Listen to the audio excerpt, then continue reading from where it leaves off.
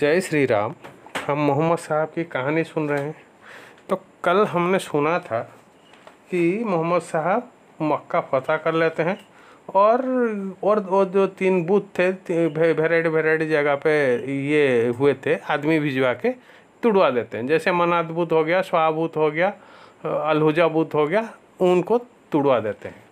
तो वो बूथ की जहाँ देख रेख जो लोग कर रहे थे वो कुछ घबरा कर ये मुसलमान भी बन जाते हैं। लेकिन वहाँ पे क्या होता है, हवाजिन करके एक कबीला था जो बानू साकिब को साथ मिला के और ये दूसरे कबीलों को मिला के एक 4000 का लश्कर तैयार कर लेते हैं मुसलमान के साथ मुकाबला करने के लिए, क्योंकि ये लोग जाके उनके मतलब मंदिर को डिस्ट्रॉय कर रहे हैं। ठीक है, मोहम्मद साहब को ये बात की इत्तला मिलती है। मोहम्मद साहब इसीलिए एक सहाबा को भेजते हैं, जाओ देख के आओ क्या ये सच है या झूठ है। वो सहाबा जाते हैं, देख के आते हैं, हाँ ये सच में वो लोग मतलब जंग की तैयारी कर रहे हैं। इसीलिए मोहम्मद साहब क्या करते हैं, मोहम्मद साहब बोलते हैं कि चलो आप भी जंग की तैयारी कर लो, मतलब मुसलमानों को भी बोलते हैं। तो इससे होता क्या, इससे होता 10,000 मदनी फ़ौज और 2000 मक्की फ़ौज तैयार हो जाता है और ये वादी हुनैन की तरफ निकल जाते हैं। हुनैन मक्का से 30 मील की दूरी पर है। ठीक है, और मोहम्मद साहब क्या करते हैं, अली बिन अबी तालिब जो महाजिरीन की ये उसको मतलब आमिर चुन लेते हैं, मतलब वो फ्लैग बेरर होता है, उसको फ्लैग दे देते हैं, तू ये लेके चलना। फिर हुसैद बिन हुजार उसके सरदार को उस कबीले की लीडर बना के उसको थमा देते हैं परचम। फिर हुबाब बिन मुंजिर जो खजरज का ये परचम है वो उसको थमा देते हैं, तुम फ्लैग बेयर खजरज के तरफ से तुम लीडर हो। ऐसा करके वो लोग जाते हैं हुनैन की घाटी। हुनैन की घाटी में जाके तो धीरे धीरे उतरने लगते हैं। जब उतरने लगते हैं वो लोग क्या करते हैं, वो लोग छुपे हुए थे दुश्मन, मतलब ये जो ये हजवाई और बानू साकिब की जो 4000 ये आपके लड़ाके थे वो छुपे हुए थे, वो इन लोगों के ऊपर हमला कर देते हैं। तो हमले में क्या होता है, जो आगे आगे जाते थे वो पूरा उखड़ जाते हैं। वो कौन मरता कौन बचता है इसको कुछ किसी को ये नहीं आता, होश नहीं रहता, तो कुछ भाग भी जाते हैं। लेकिन ऐसा सुनने में आता है मोहम्मद साहब अपनी खच्चर को मतलब वो कहीं नहीं भागते, वो वहीं पे रहते हैं। वो ये खच्चर को उन लोगों की तरफ भगाने लगते हैं। तो मोहम्मद साहब इसी समय चिल्ला के कोई लोग बोलता है कि मोहम्मद साहब यहीं पे है, आप इकट्ठा हो जाओ। फिर मुसलमान सब इकट्ठा हो जाते हैं। फिर घमासान लड़ाई चलती है। ठीक है, घमासान लड़ाई में क्या होता है, तो यहाँ पे एक मौजा देखने को मिलता है। मोहम्मद ये जैसा स्टोरी है वो अल्लाह कुछ अदृश्य फौज भेज देता है जो लोगों को दिखता नहीं, लेकिन मुसलमान की तरफ से वो लोग लड़ रहे हैं। ठीक है, फिर इसे होता क्या है, उन लोगों की पाँव उखड़ने, दुश्मनों के पाँव उखड़ने लगते हैं। दुश्मन मतलब जो मुसलमान के साथ फाइट करने वाले जो फौज थे उखड़ने लगता है। तो मुसलमान उनको भगा भगा के कत्ल करने लगते हैं।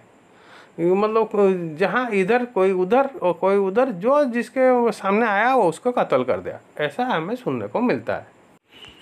मुसलमानों ने उन लोगों को गिरफ्तार करने लगे, ये मतलब दुश्मनों को। फिर यहाँ पे क्या हुआ, खालिद बिन वालिद वो काफ़ी तेज लड़े, लेकिन वो मतलब उनको इतना घाव लगा कि वो वहीं पे शहीद हो गए। तो फिर यहाँ पे ये जो मुसलमान की अटैक हुआ, वहाँ से इसका नतीजा हुआ क्या, दुश्मन तो कुछ तैफ की तरफ भागे, कुछ नखला की तरफ, कुछ ओताश की तरफ। फिर मोहम्मद साहब अबू अमीर करके ये एक थे, उनको लीडर बना के कुछ सहाबा के साथ ओताश की तरफ ये भेजे। तो वहाँ जाके वो लोग इनके ऊपर जो भाग रहे थे उन लोगों के ऊपर हमला कर दिए। यहाँ पे तो ये अबू अमीर वो शहीद हो गए। अबू मूसा उनके भतीजा वो मतलब उन लोगों को हरा दिए, कुछ को कत्ल कर दिया औरतों और बांदी, ये औरतों को बांदी बना लिया और सारा का सारा माले गनीमत वो जब्त कर लिए। ऐसा हमें सुनने को मिलता है। कुछ एक ग्रुप नखला की तरफ भागा था तो उसको पीछा करने लगे मुसलमान पीछा करके वो क्या हुआ, तुरा बिन सीमा उनका लीडर था, उनको वो कत्ल कर दिए। ठीक है। और वहाँ पे ढेर सारा माले गनीमत ये जब्त कर लिए। उसमें क्या था, 24,000 ऊँट, 40,000 बकरी, 1,60,000 दिरहम के करीब ये चांदी और 6,000 बच्चे और औरतें। इन लोगों को जराना करके एक जगह है, वहाँ पे मसूद बिन अम्र के हवाले करके मोहम्मद साहब निकल जाते हैं तैफ की तरफ। ठीक है। तो तैफ में जाके क्या करते हैं, तैफ में जाके वहाँ पे वो घेराबंदी कर लेते हैं 30 दिन तक, लेकिन तैफ ये शहर फतह नहीं कर पाते। फिर वो वापस वहाँ से निकल मतलब जराना की तरफ चले आते हैं। आके लेकिन वहाँ पे 10 दिन वेट कर रहे हैं, तब तक माले गनीमत डिवाइड नहीं हुआ था।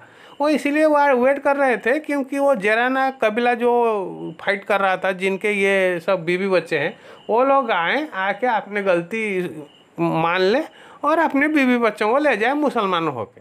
ठीक है। ये इसलिए वेट कर रहे थे, लेकिन कोई आया नहीं। इसीलिए मोहम्मद साहब क्या किए, 20% जो उनका ये मुकर्रर ये था, 20% वो खुद रख लिए, कुछ ये सहाबाओं के तरफ बांट दिए, और ये कुछ मतलब जो मुसलमान नहीं भी हुए थे उन लोगों में भी बांट दिए।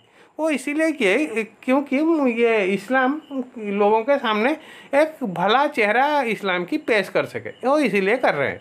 कुछ गरीब ये कमज़ोर लोगों को, वो जो मुसलमान नहीं भी है, उन लोगों को भी वो लोग दान कर रहे हैं। ठीक है।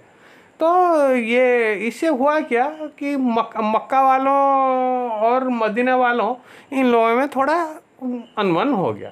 वो अनबन क्या कि मदीना ये जो अंसार थे, वो लोग कहने लगे कि ये मक्का वाले नए नए मुसलमान हुए थे, उन लोगों के पीछे आप ज़्यादा लुटा रहे हो, तो हम तो आपके ये जंग सारा हमने किया, आपको हमने इतना बड़ा आदमी बनाया, तो ये हमारे तरफ लेकिन आप दे नहीं रहे हो, लेकिन जो लोग मुसलमान नहीं हैं उन लोगों के ऊपर उन लोगों को आप बांट रहे हो। इससे मोहम्मद साहब थोड़ा दुखी हुए और बोले, देखो मैं ये आपके साथ, आपको माल चाहिए या मोहम्मद चाहिए, तो मैं तो खुद को आपके में एक मानता हूँ। ये लोग आज रहे ना रहे मुझे कोई फ़र्क नहीं पड़ता, लेकिन आपके मतलब लिए मैं हूँ और मैं आपके लिए हूँ, आप मेरे लिए हो। मैं आपके भाई हूँ, आपका सुख दुख मेरा सुख दुख, आपका ये हानि लाभ मेरा हानि लाभ। तो मैं तो आपको बोलो, आपको माले गनीमत चाहिए या मोहम्मद चाहिए।